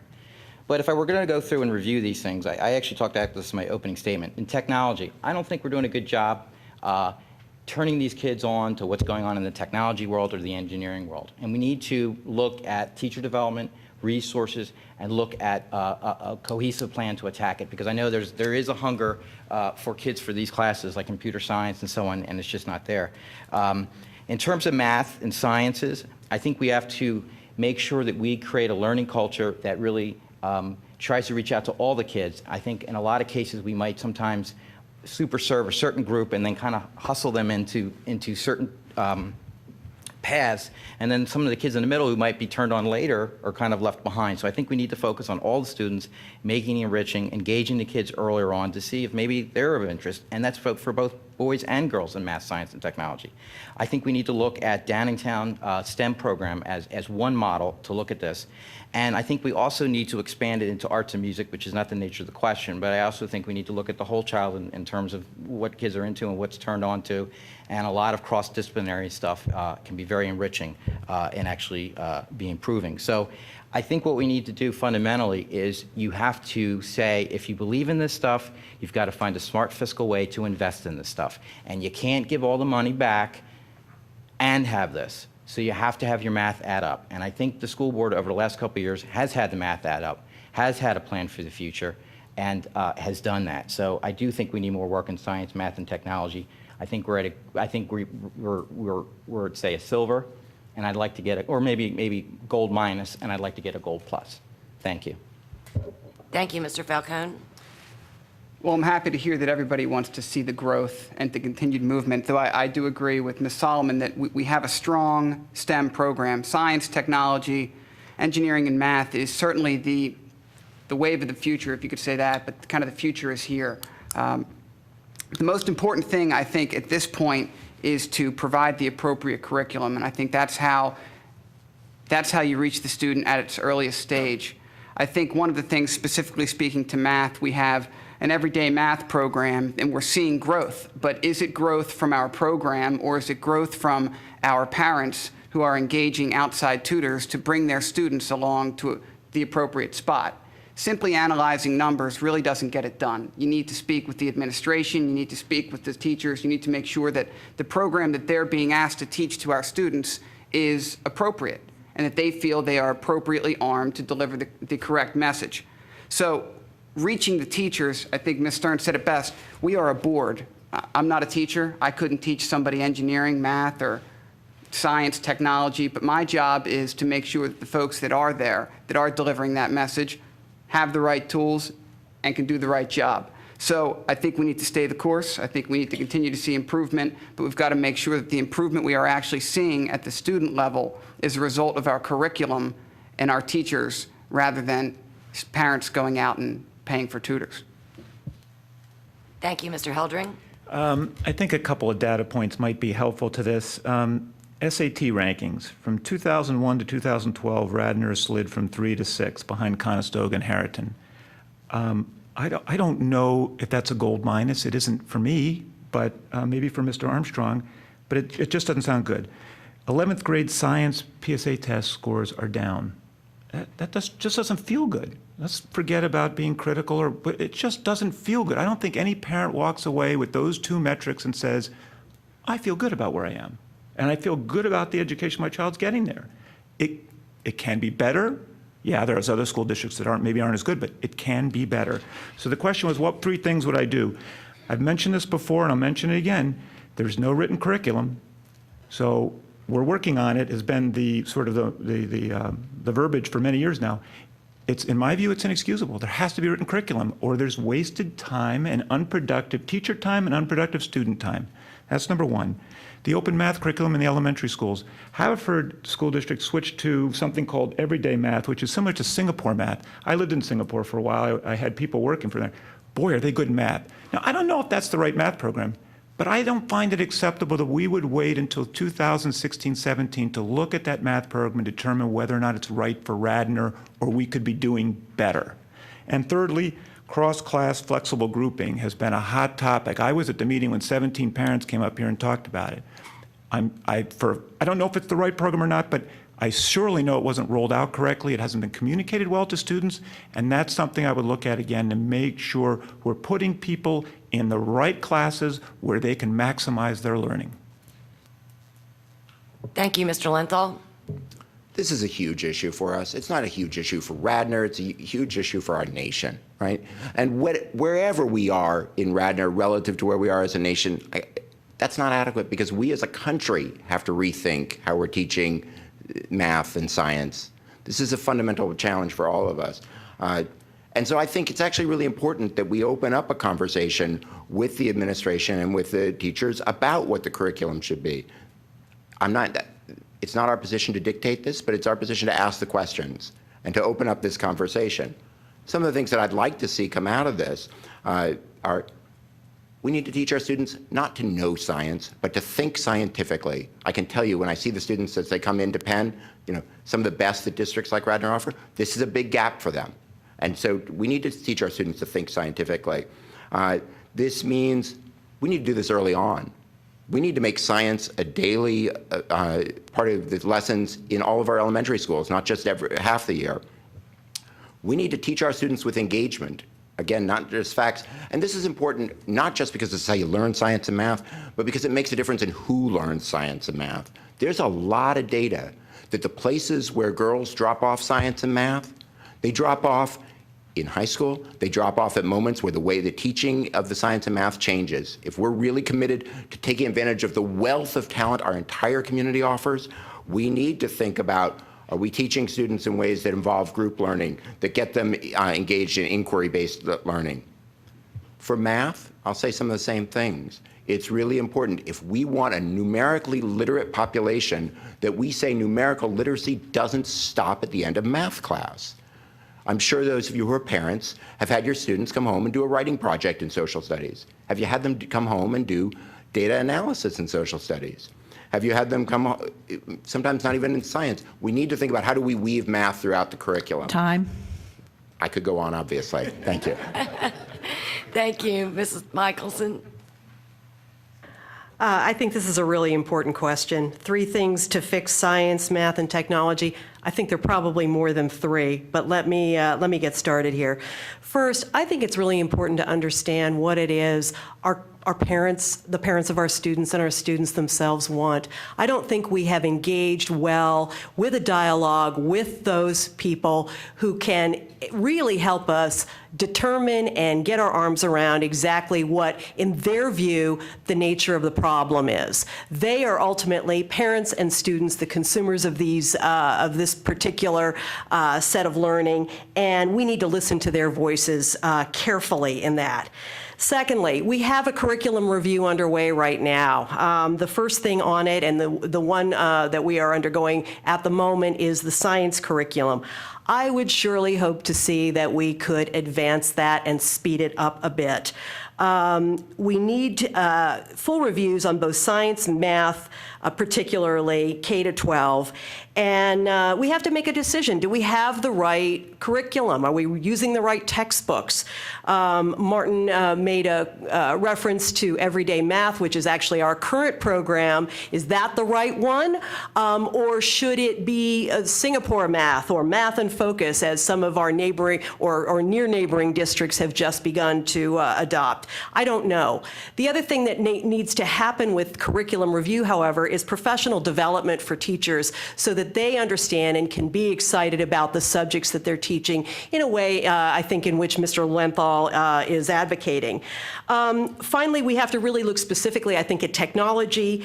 It's future-oriented, and we need to have a faculty carve-out for that. We need to have a department that's focused on what it is we're doing in terms of educating our students. We do have Project Lead the Way at the high school. It's a great program.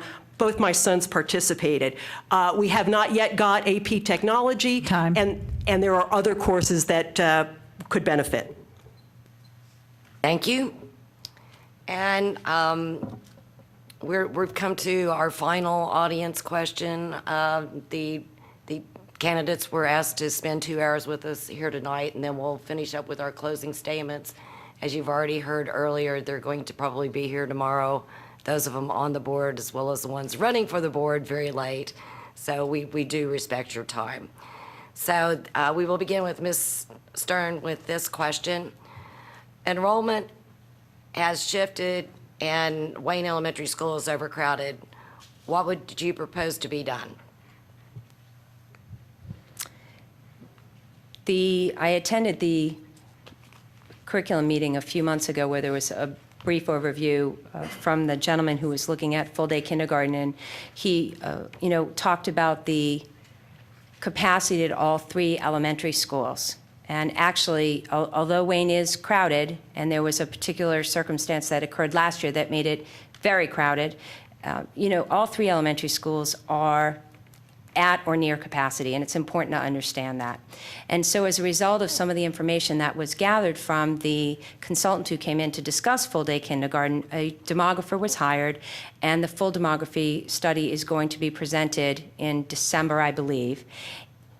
At that meeting, there will be the detailed information about the 3 elementary schools. The overview was given at the recent meeting, but the details are going to be given at the December meeting. So what I'd like to do is hear the full information. My understanding is that the demography study is showing that although we have been at a peak, we are set to decline here in Radnor Township, kind of, and if you can think about the effect, there's been a bit of an increase at the elementary school. It's going to hit the middle school. Then it's going to hit the high school, and then it's all going to taper off in its effect. But the issues of overcrowding at the elementary school at Wayne specifically are, set to improve in the next couple of years. That being said, it's my very strong understanding that there are facility issues at Wayne and that there is needed space there, and we need to address that. I mean, we can't have kids not having the facilities that they need to have the program that they deserve. And so I'm looking forward to the demography study, the full one in December, but I'm also really looking forward to seeing the school board move forward with making the needed renovations at Wayne Elementary and evaluating where else we may need to do that in order to make sure that our facilities match the program we want to give. Thank you. Mr. Armstrong? Thank you. In terms of Wayne, I think Susan actually did a great job in 2 minutes, really summarized all the issues. We have to separate the issue. The issue is the modular issue and the future growth issue. And we know that the modular issue is something that we need to address. The kids have been in there for 10 years.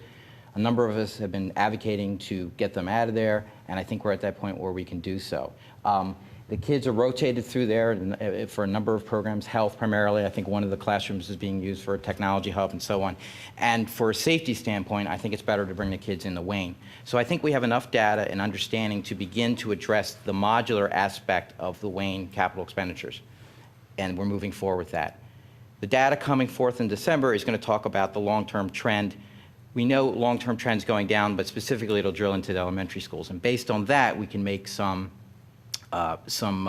decisions about whether redistributing or redistricting is something that needs to be accomplished, or the fact that the long-term trend is going down, can we use our existing space in a cost-effective manner to address that? And I think we need to separate the two issues. It's not just kind of throwing money at it without thinking about it. It's about being smart and saying, this is the data we have, we're going to address the modular, and then the new data will help us longer term.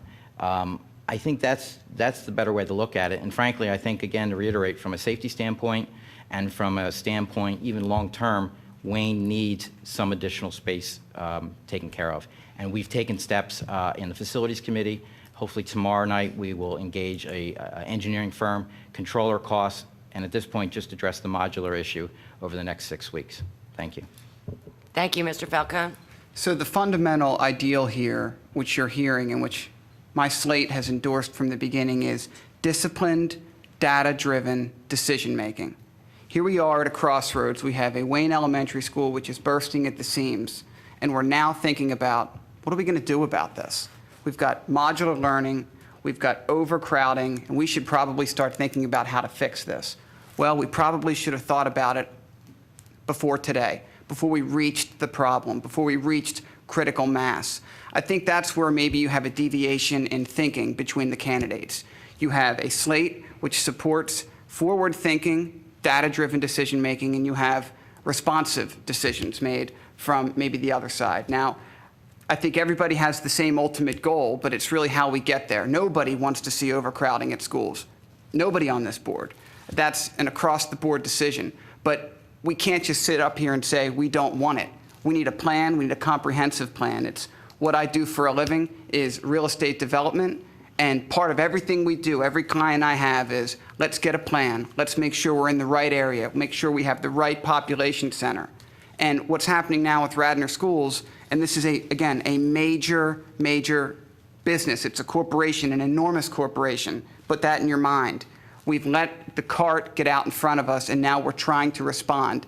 It's a little too late for that. We should have been ahead of this. We'll be ahead of the next one, and it's time to take the data and get the answers done. And if we have to rebalance these schools and get these students into the right spot, now is the time to do it. We've got to get the data, and we've got to process it quickly so that the learning environment for each of our students, we're talking about elementary students, modular learning, so we get them into the right environment. Because again, we've heard tonight, it's at their most vulnerable, the most important stage in their life. Here we are. Our kids in elementary schools in modular learning. Unacceptable. Thank you, Mr. Heldring.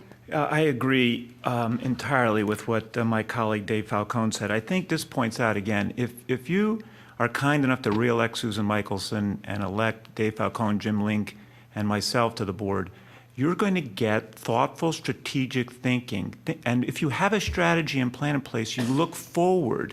You don't react to things too late. Mr. Armstrong said this has been an outstanding problem for 10 years. But back to full-day kindergarten for a moment. The vote took place without a single mention of the overcrowding at Wayne Elementary. Without a single mention of it.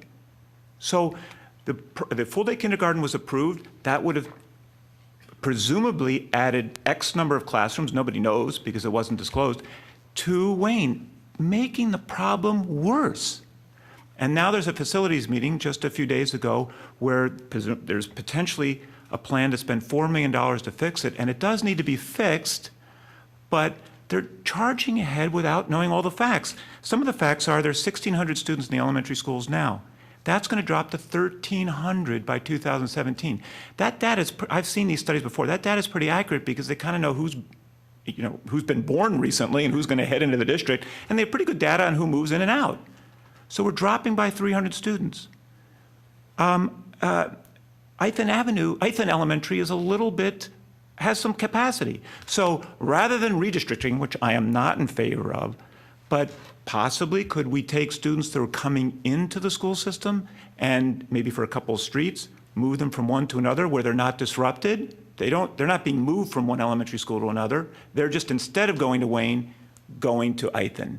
That to me, I don't have the data yet, but that to me might be a reasonable solution to this. But it's not charging ahead because you're embarrassed about where you are now after all these years and spending $4 million without having all the data. Thank you, Mr. Lenthal. I think we need to start by affirming that we have a priority of small class sizes. Keeping class sizes small is essential for our students, and we need to give our administration the tools they need to achieve that, okay? That said, you've heard it already that the preliminary demography report suggests that the overcrowding that we're looking at is a blip that will move through the system, and it's not a long-term problem. It's something that we have to deal with in a short-term way. That's, again, we'll see more when we get the full report in December, and at that point we can make decisions about how we want to address it, but I think we need to think about the way, whether this is a short or a long-term problem. The pieces that are persisting, as Rob mentioned, has to do with the needed renovations at Wayne independently of this. And we need to be prepared to address that modular issue, the fact that students are in modular buildings. And we can be thankful now that the board has a strong fund balance to allow for us the flexibility to make these necessary choices at this point. Thank you, Ms. Michelson.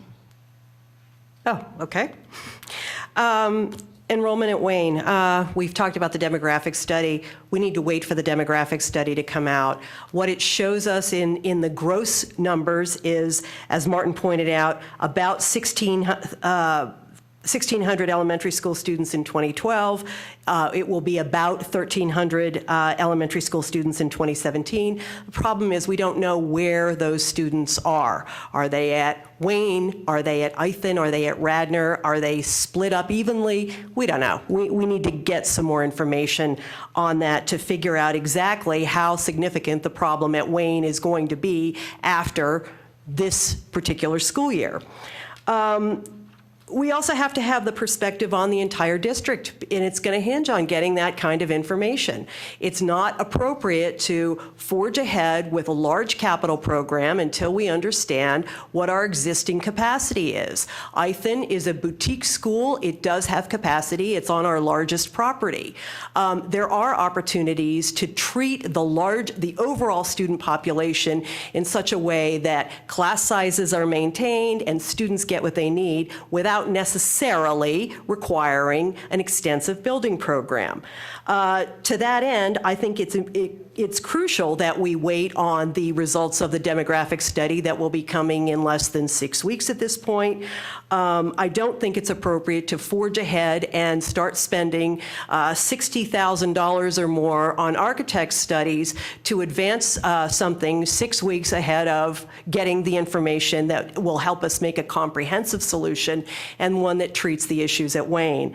And I think it's important to understand that at this point, the modulars at Wayne for our program are really being used for one classroom period a day. The student's health class is taking place there. So it's not a situation at the moment where we've got kids who are spending their entire day there.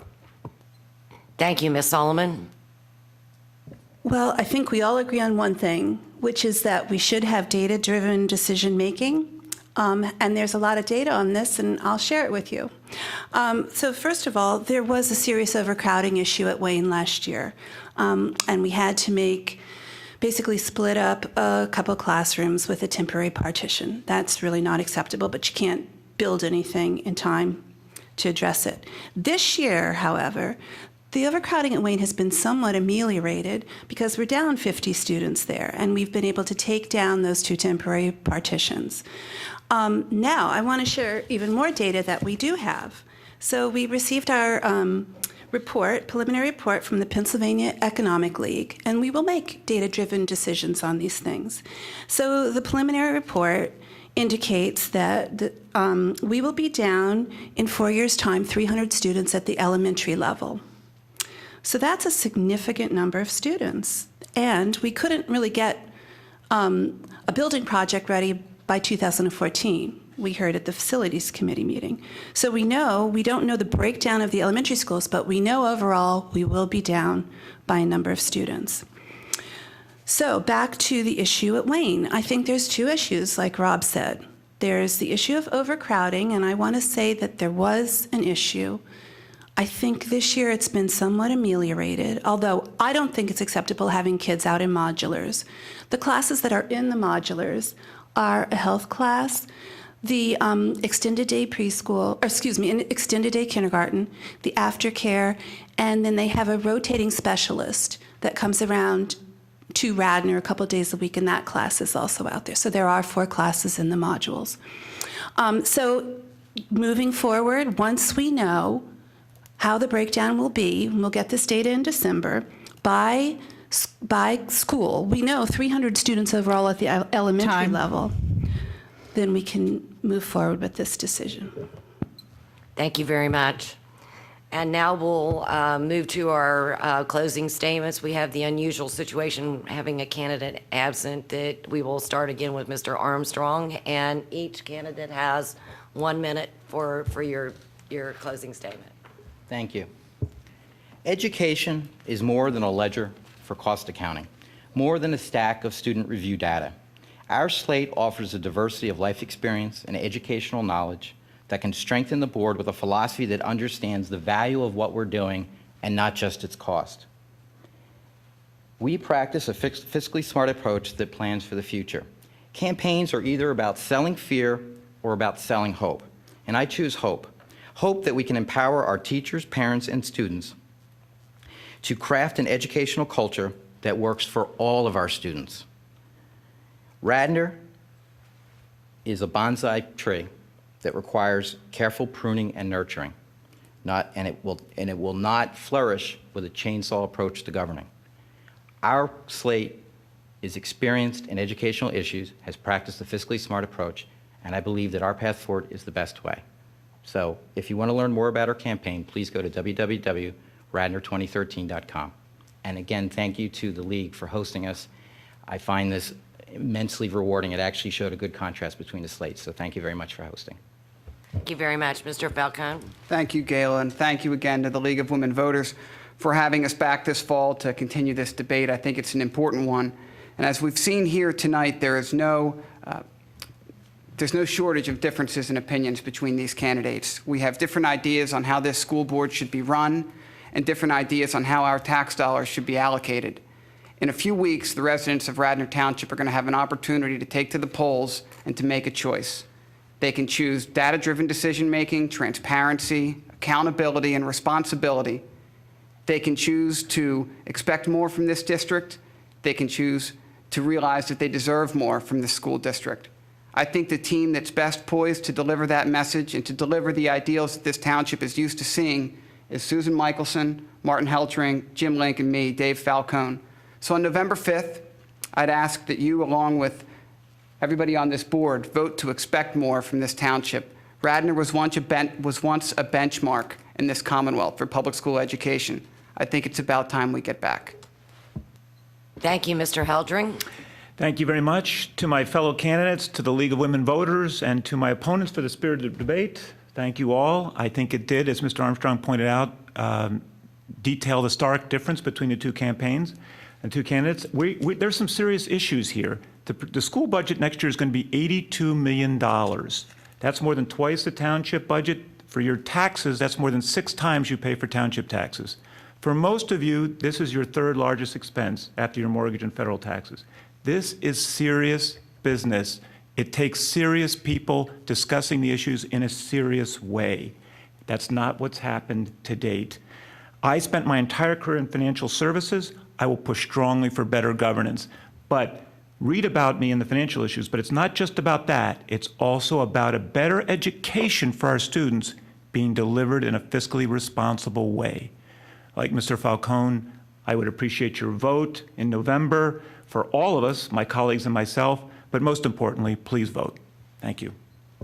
Thank you, Mr. Lenthal. Thank you to the League of Women Voters for hosting this, to the other candidates for participating, and of course to all of you very much. Thank you for being part of this and listening. I'm running because I believe in the power of education. I believe in it for our students, for our community, for all of us. And I'm running because I believe in the potential for excellence here. Our schools have helped make Radnor a community that all of us want to live in.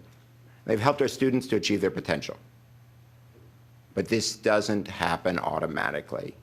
We as a community have to choose to make this happen. We only realize our potential if we prioritize the importance of educational excellence. That means if we determine what educational excellence is in the 21st century, if we find ways to help all our students grow, and if we plan responsibly to achieve that vision. That's what this election's about. And I'm running because I'm confident that we will achieve that excellence together. Thank you, Ms. Michelson. Thank you, Gayla. Thank you to the League for facilitating this forum. The next school board must establish a professional, reasoned process in executing district leadership. Careful planning, administrative accountability, and honest transparency. When those basics are in place, we will have student achievement, data-driven decision-making, financial transparency, and broadly defined safety. These are things that Radnor deserves, but we'll have them at a price that makes sense. On November 5th, I hope you will vote in favor of thoughtful and cost-effective governance, balancing the needs of our students and our taxpayers. I respectfully ask for your vote, along with votes for our entire team, because board leadership matters. Expect more for Radnor. Our constituency is you. Thank you, Ms. Solomon.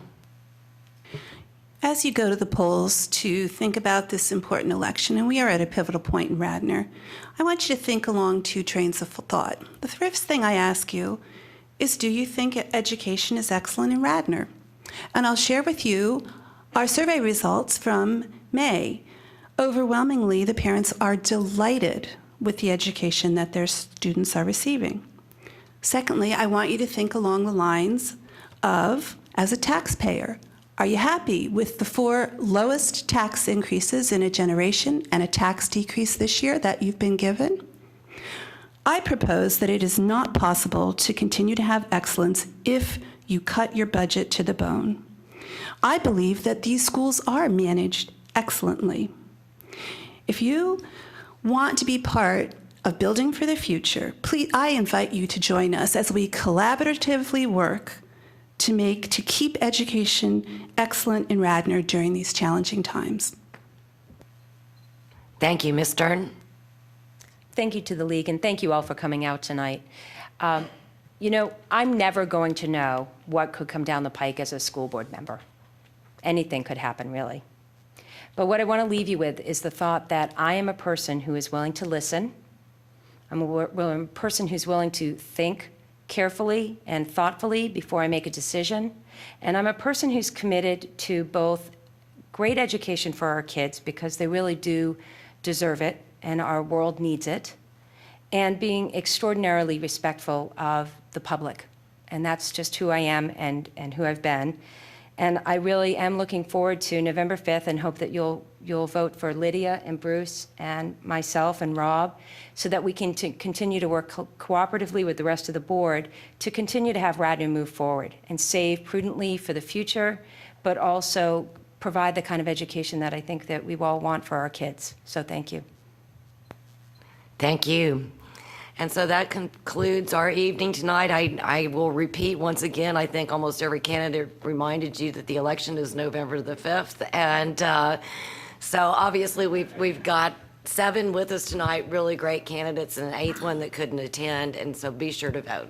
Thank you very much.